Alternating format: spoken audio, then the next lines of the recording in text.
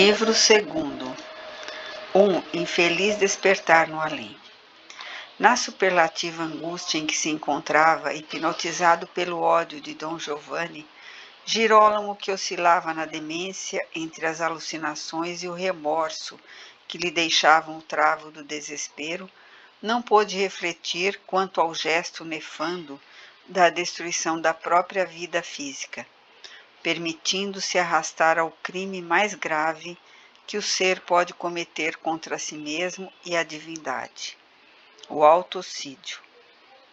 Sem qualquer reflexão, portanto, as forças infelizes acalentadas na mente em desalinho e no coração rebelde produzem constrição impiedosa, que termina por vencer aqueles que as cultivas, arrojar-se desde cedo na mais infeliz das situações, qual a que ora o surpreendia.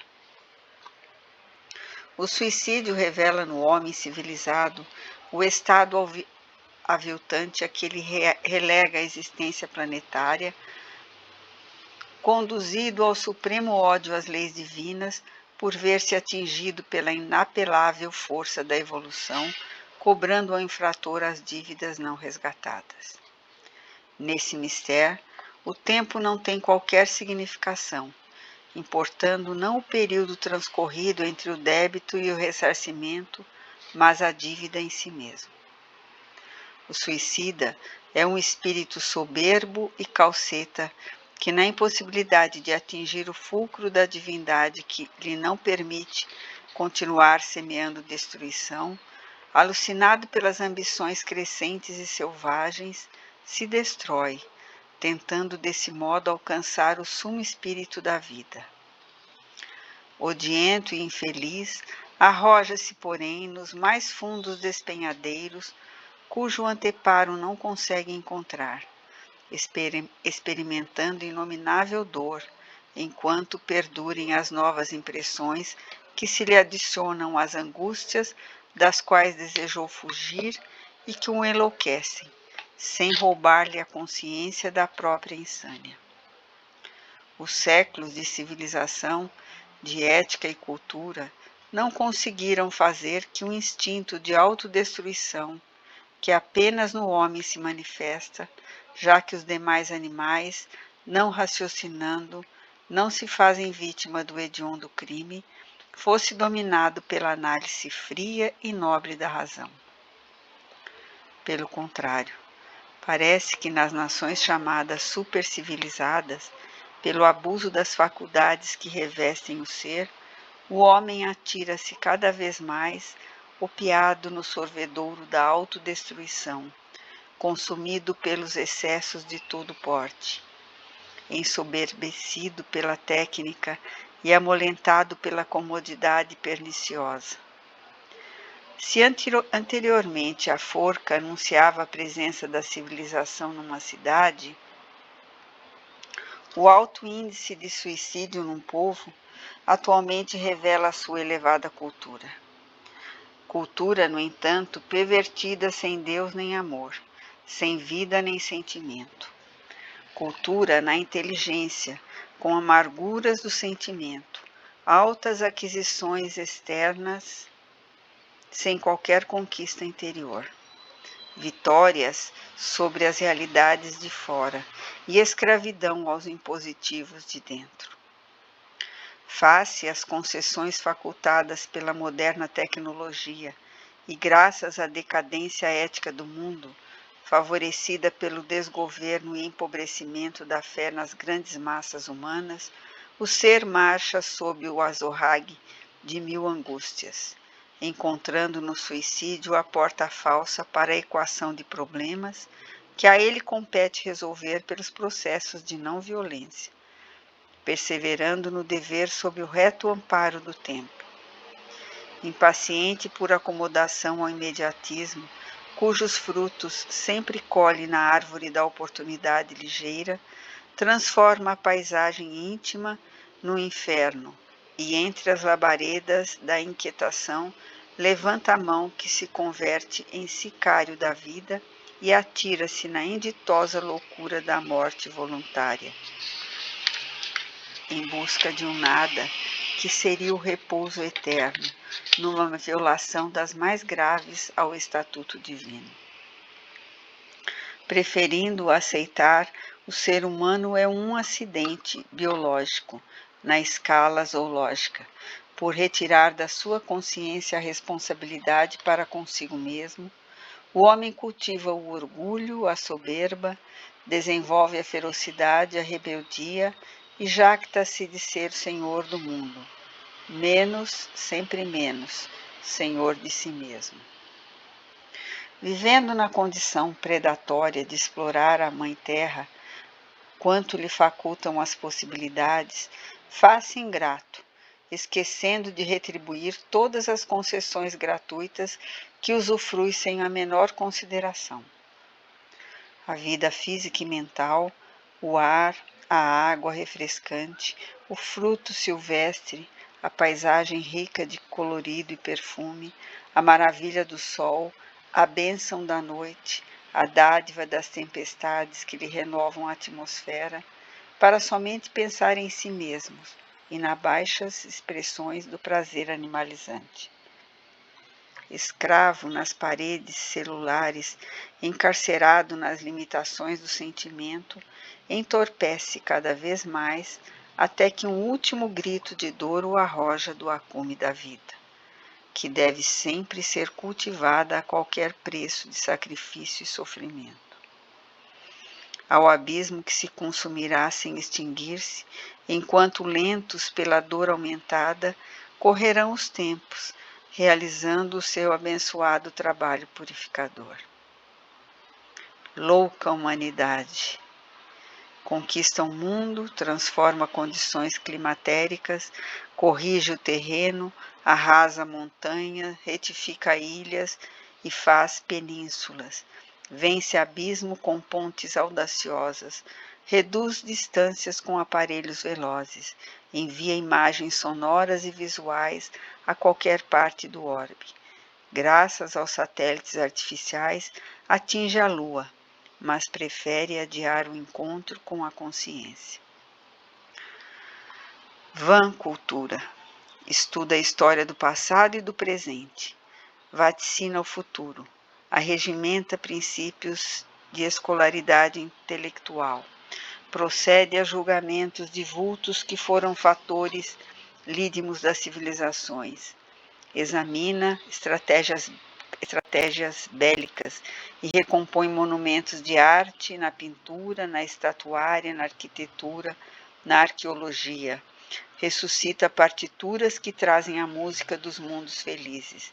E, no entanto, prossegue descontrolada, estiolando esperanças e espalhando pessimismo, sem pensar no conceito moral,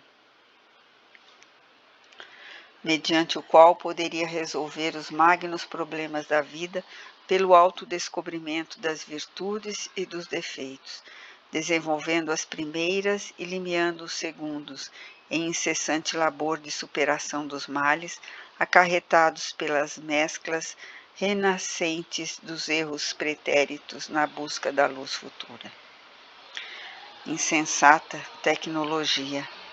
Invade o microcosmo e decifra milhares de enigmas que antes infelicitavam a vida organizada no mineral, no vegetal, no animal e no homem, e criavam graves desconcertos nas formas vivas, identificando germens, vírus, flora e fauna de estrutura infinitesimal, adentrando-se pelos laboratórios para proceder à elaboração de fórmulas e soluções capazes de aniquilar os focos pestilenciais que fazem sucumbir o corpo, não conseguindo, porém, estancar as fontes do ódio, da inveja, da malquerência, do ciúme, do despeito, da intriga, da impiedade, da ira, do orgulho, do egoísmo. Esses sêmens de ação corrosiva, por criarem campo de proliferação nos tecidos sutilíssimos da alma. Irrompe pelo macrocosmo e mede as estrelas.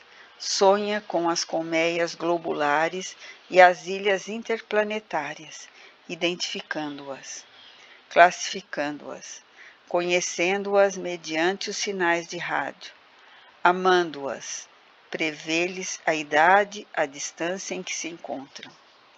O envelhecer paulatino, a transformação pelo desgaste da energia em que se consome, e até as visualiza nos movimentos célicos em órbitas inconcebíveis, mas não utiliza as lunetas que penetram no continente do espírito para estudar os centros de vida que gravitam em torno da nebulosa excelsa que envolve todo o cosmo como continente e conteúdo.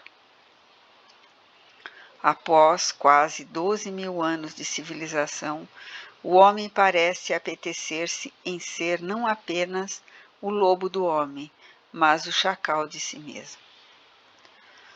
O suicida é o imaturo desajustado na escola da vida, fugindo da consciência culpada para despertar de coração e mente estraçalhados.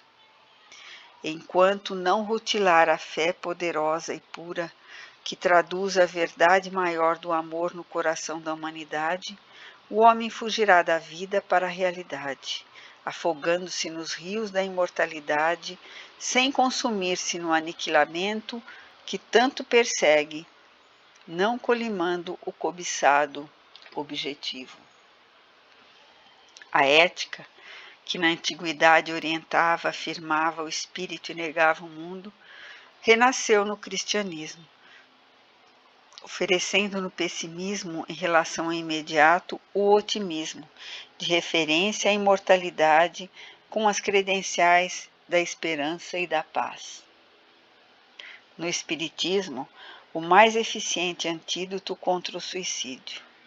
Suicídio em cujo corpo sempre se encontram as fortes amarras da obsessão pertinaz, em conúbio danoso de consequências imprevisíveis. O otimismo no tocante à vida real é indestrutível, estabelece uma ligação entre a cultura atual e as culturas pretéritas, em perfeita sintonia de ideais, dos quais a técnica e as modernas conquistas podem extrair os frutos, opimos e benefícios da civilização contemporânea. Provenientes de séculos de nefanda ignorância e contínuo primitivismo do sentimento, em que a força sobrepairou a legalidade e o absolutismo do poder esteve em mãos fortes e ingratas, engendrando misérias coletivas infindáveis.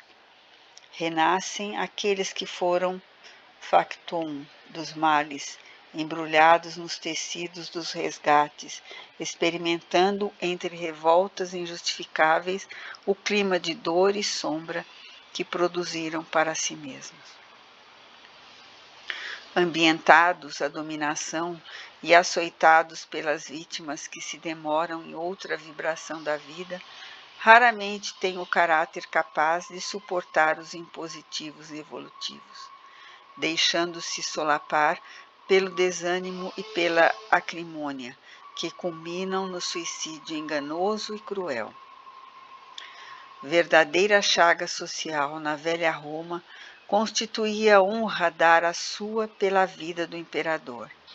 E não poucas vezes homens ilustres foram convidados ao suicídio porque discordassem dos diatribes e loucuras da sua época. Petrônio, o árbiter elegantério, Seneca, o filósofo, passando à imortalidade o exemplo de Sócrates, o pai da filosofia, que vem da Grécia Antiga condenado a beber cicuta. Todos eles, no entanto, sacrificados pela ferocidade do poder desmedido, tornaram suas vidas alicerces para a construção da dignidade humana, que sempre soube também expulsar do dorso os usurpadores e criminosos.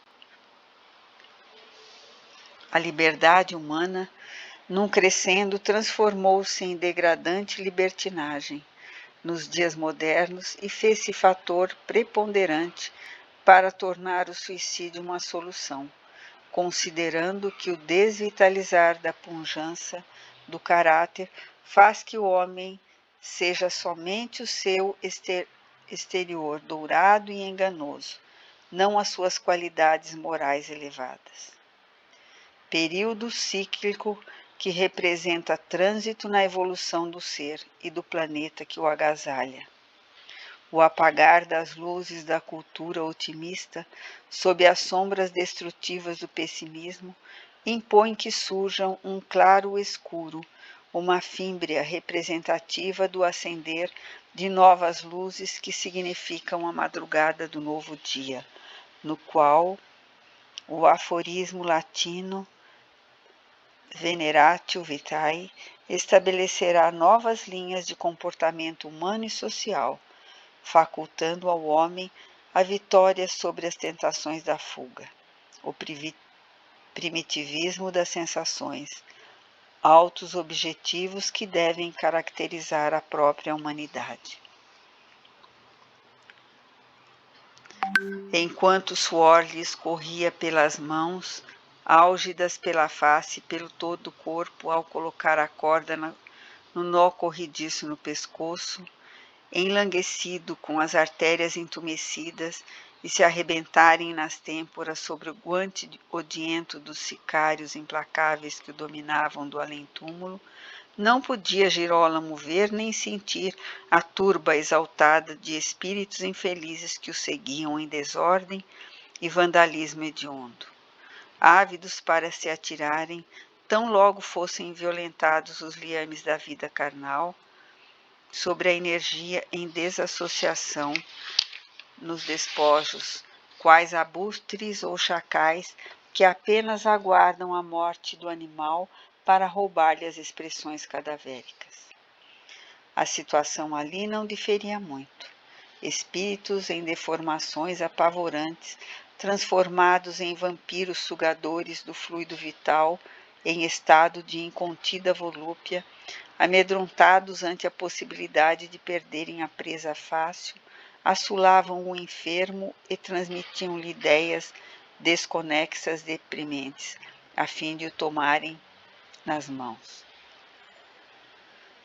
Desse modo, logo o corpo se projetou no espaço e a constrição da corda impediu a circulação sanguínea através dos condutos arteriais.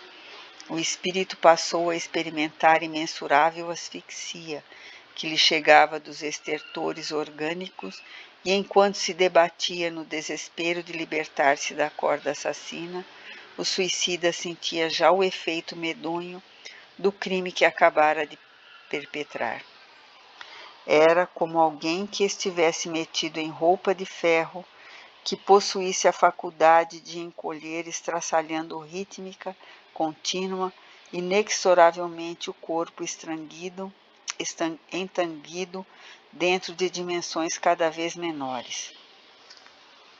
A impossibilidade de expulsar o gás carbônico dos pulmões e a ausência do ar que lhe acionasse o aparelho respiratório produziam uma sensação animal de angústia, como se fosse explodir numa imensa agonia, que a partir de então não chegaria ao fim, não se consumaria. A voz estrangulada na garganta, cujo pescoço estava quebrado, os olhos abertos sem qualquer visão, a dor na região precordial, como se estivesse com um punhal transpassado, dilacerante, os músculos repuxados a se deslocarem dos invólucros e os ossos desconjuntando-se, somavam descomunal intensidade de dor que o suicida não pôde suportar, sendo vencido na superlativa desdita por um vágado no qual perdeu a consciência de si e de tudo. Logo depois despertou, encontrando-se na mesma situação de angústia. Sucederam-se os intérminos desmaios, sempre despertado de cada um deles sob o guante do crescente horror.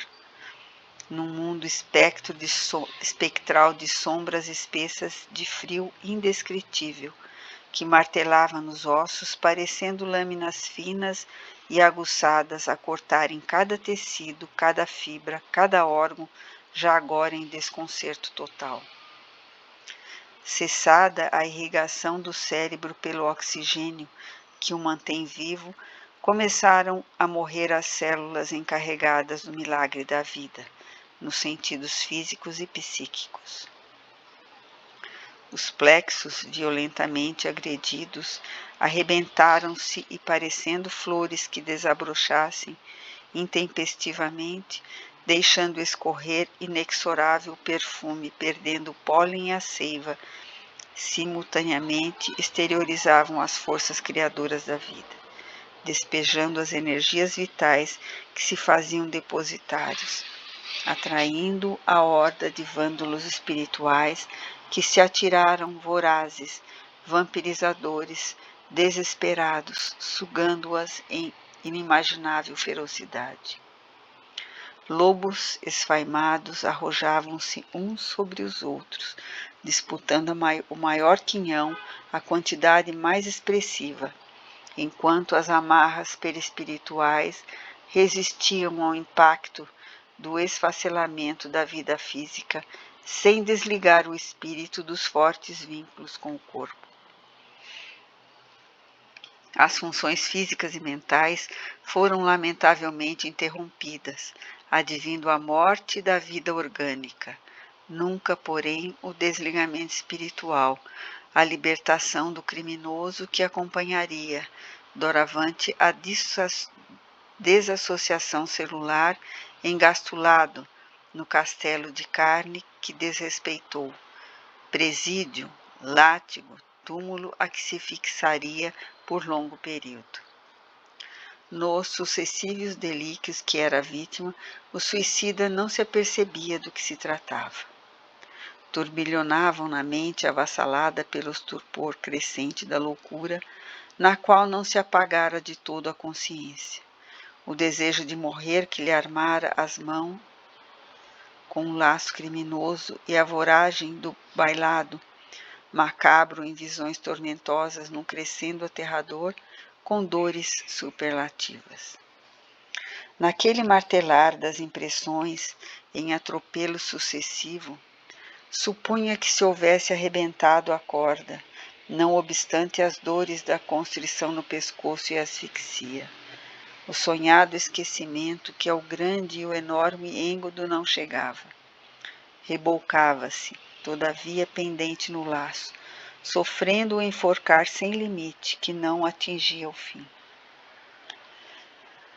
Sob o impacto de tanto terror, não sentiu nem se apercebeu das ocorrências que tumultuaram o solar, o desespero da esposa, a infrene gritaria dos servos amedrontados na noite tempestuosa, nem o ofício fúnebre, absolutamente inócuo, que era celebrado em memória do seu espírito, mas que nada significava, senão vã homenagem que se prestava aos despojos carnais em natural decomposição orgânica. As exéquias de tanto agrado dos orgulhosos, em hipótese alguma atingem os objetivos a que parecem propor-se. Realizadas na frieza litúrgica escrava do ritualismo chão, sem os vigorosos liames da comunhão pelo amor, não vibram em harmonia os planos divinos da vida, constituindo antes presunção humana que pretende desse modo subornar a consciência divina numa aberrante invasão dos domínios superiores, como a querer modificar a estrutura da justiça. Sob o amparo dos tesouros terrenos, que são os promotores das festas de homenagem fúnebre, os cantachões e ofícios remunerados não produzem qualquer benefício em relação ao espírito desencarnado. Vinculadas essas manifestações pura e simplesmente às exterioridades mortais.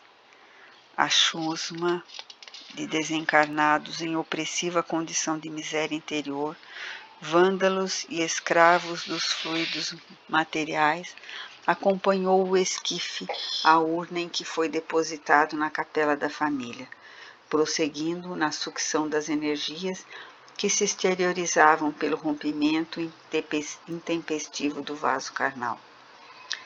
Aquele era o estranho mundo dos desencarnados, sociedade idêntica à terrena pela proximidade do veículo das sensações que somente alguns poucos conseguiam liberar-se. Continuavam os espíritos emanados aos hábitos da ociosidade perniciosa e das paixões degradantes. Associados em magotes que se caracterizavam pelas preferências em que longamente se comprazem, formam bandos e legiões que povoam as cidades ou se congregam em regiões que infestam de forças deletérias, formando comunidades perniciosas, estabelecendo organizações de mando, nas quais se destacam os mais perversos que passam a condição de condutores e administradores dos seus destinos. Nessas colmeias de suprema miserabilidade moral e espiritual, o regime da força e da degradação consome multidões desvairadas, que se vão reduzindo às mínimas manifestações da racionalidade em círculo de infelicidade que conduz incessantemente à demência, à bestialidade de todos aqueles que se vinculam às suas tenazes. Dir-se-ia que ali não penetram a misericórdia excelsa do amor, nem as bagas de luz da esperança. Repetir-se-ia a visão dolorosa das palavras, Dante divisar a gravada entrada dos infernos. Deixai qualquer esperança, vós que entrais. Naquelas desoladas e inenarráveis regiões em que se aglomeram os transfugas e a mais fértil imaginação não concebe os dramas e as tragédias, os suplícios com que se lapidam, autofligindo-se e afligindo-se uns aos outros, em sede incomensurável de reparação.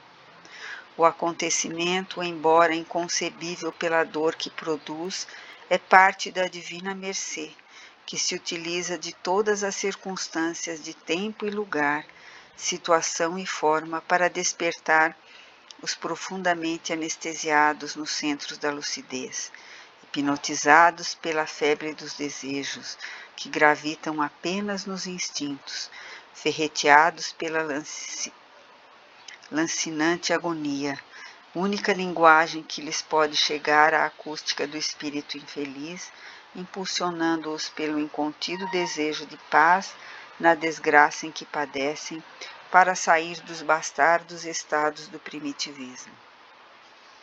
Entretanto, até que muitos despertem, passam-se séculos que são consumidos nos submundos, edificados pelas mentes terrificadas pelo mal e agriolhadas às sensações selvagens, já que essas esferas de sombra e punição se espalham pela terra mesma em purgatórios e infernos temporários, mas de longa duração, justiçando as consciências e obliteradas e os corações empedernidos. Nesses lugares edificam os seus sórdidos e infectos pardieiros, utilizando-se da própria exteriorização mental carregada de fluidos danosos, em que as emanações pestilenciais formam uma atmosfera quase irrespirável para eles mesmos, que assim lentamente despertam para valorizar a bênção do ar puro da natureza nos futuros cometimentos reencarnatórios, a que serão compelidos pelo império da lei que um dia os alcançará. Ali proliferam subtipos em experiência nas primeiras tentativas da evolução, infensos ao sentimento, mergulhado no corpo e dele retornando pelo automatismo do estatuto divino em funcionamento coercitivo. Os albores da inteligência nele se fazem acompanhar das primeiras experiências na sociedade humana, em cujas oportunidades iniciam o progresso ou demoram-se na condição primária. Sempre chega, porém, o momento do despertar e a todos são facultadas sublimes concessões para o aprimoramento e a felicidade. Os bandos que se arrastam, inermes ou se tragam em fúria, deambulando pelas ruas e lugares onde podem exercitar a vampirização, por sintonias dos propósitos mantidos pelos encarnados, demoram-se entre os homens em perfeita comunhão mental, arrancando-lhes por exorbitância as energias físicas e psíquicas do mais hediondo comércio que se possa imaginar. Participando ativamente das tragédias que enlutam as criaturas, comprazem-se ante os infaustos acontecimentos, pelos lucros que podem fruir, vampirizando normalmente os que partem da terra sem as armas de defesa da vida. Que são as lâmpadas da caridade, as luzes do amor, as bênçãos da honradez, as energias da renúncia, as forças da humildade que não conseguem sobrepujar, pois que fogem espavoridos ante o grandioso argumento do valor intransferível. Além disso, os espíritos felizes, reconhecidos e amorosos, cercam aqueles que lhe fizeram afins, protegendo-os das sortidas dos salteadores do espaço, impondo-lhes a retirada. Nos suicídios, no entanto, que pressentem, pois que são atraídos pela mente desvairada do desafortunado que o engendra, inevitavelmente associam-se para o banquete hediondo da vampirização. O mesmo ocorre no homicídio, quando a vítima, desguarnecida dos recursos libertadores, vincula-se pelo ódio ou pelas vibrações nefastas ao que lhe arranca a vida, caindo nos círculos desses vândalos desencarnados. Girolamo oferece o corpo em estertores à chusma dos vampiros, cujas impressões dolorosas só mais tarde viriam atormentá-lo, adicionadas às supremas aflições que já o laceravam. Vivendo no trânsito entre o animal e o homem primário, jamais cuidara da realidade do espírito, não produzindo qualquer fortaleza para agasalhar-se, além da sepultura, dos tormentos gerados pela infame tragédia do suicídio em que se atirara. Transladou-se sem qualquer recurso de defesa ou título de merecimento que lhe facultassem repouso. Consciência obliterada para as manifestações do belo, do nobre e da virtude. Despertava agora no país da realidade, com os destroços acumulados na avareza e reunidos pela criminalidade. Na sucessão de vágados em que alucinado caía em exaustão para acordar sobre as mós das dores acumuladas, começou a sentir o cadáver no mausoléu em que se desagregava, atado pelos laços poderosos que a rebeldia não conseguiu atingir. Deu-se conta, então, a pouco e pouco do grotesco infortúnio em cujo fosso se arrojara irremediavelmente. Em bestial angústia, percebeu-se no desgaste orgânico que o afetava cruelmente, sentindo os milhões e milhões de fibrões que lhe percorriam as células voluptuosos, como se estivesse na intimidade do espírito, e por mais desejasse evadir-se do local, era compelido a continuar sem o amparo de qualquer lenitivo. Simultaneamente, a sufocação, o enfraquecimento da perda das energias de sustentação das forças psíquicas vampirizadas, as dores na cabeça que se dilatavam grotesca pelo impedimento da circulação no cérebro, produziam-lhe indizível sensação. Só então, quanto tempo transcorrera? experimentou nos ouvidos que pareciam destroçados por um petardo que espocasse dentro incessantemente a objurgatórias das acusações, a mofa, a zombaria infernal dos que se nutriam da sua desdita. E agora, suicida? Interrogavam em zombaria desrespeitosa. Para onde vais? Que pretendes, miserável assassino suicida, cobarde? Eis aí a morte. Estamos todos mortos. Onde esconderás a vergonha, o cinismo, a hediondez? Fala! Gargalhadas de impiedade e cinismo explodiram ensurdecedoras. Pretendeu falar, furioso, assolado em toda a sua miséria, mas não pôde. Os centros da fala haviam sido atingidos profundamente e ele sentiu-se impossibilitado de pronunciar qualquer palavra. A mente aturdida, no entanto, espiaçada pela gritaria, refletia. Morto? Aquilo era a vida, não a morte. Fora possivelmente atirado a um cárcere imundo e estava a apodrecer ao abandono. Não sabia, no entanto, como tal acontecera. O certo é que a corda se partira. Engana-te, sicário dos outros. Morreste. Isso é a morte. Suicida, suicida. Pagarás agora todos os teus monstruosos crimes com a humanidade. Nada passa despercebido dos olhos vigilantes da vida. Aqui estamos. Somos a consciência do mundo em regime de justiça, colhendo os desgraçados como tu para cobrar-lhe os crimes que têm passado impunes. Por que te apressaste em regressar? Não sabias que cada minuto no corpo oferece ocasião de reparar os males praticados? Agora é tarde, muito tarde. Girolamo rebolcava-se, semi-obnubilado e semiconsciente, sem entender. Desperta para o resgate, infeliz, desnaturado que és como nós. Desperta para começar o martírio. Estás vivo e pagarás todos os teus crimes. Muito lentamente, nas sombras densas, passou a ver as figuras hediondas, nas formas grotescas, e, dominado pelo estarrecimento, planejou fugir, arrancar em disparada louca. Não pôde fazê-lo. As amarras que o jungiam ao cadáver não o permitiam. Os liames perispirituais restringiam-lhe os movimentos, impelindo-o à participação consciente da responsabilidade. A justiça alcançava o criminoso, evadido da organização física, mas não da vida.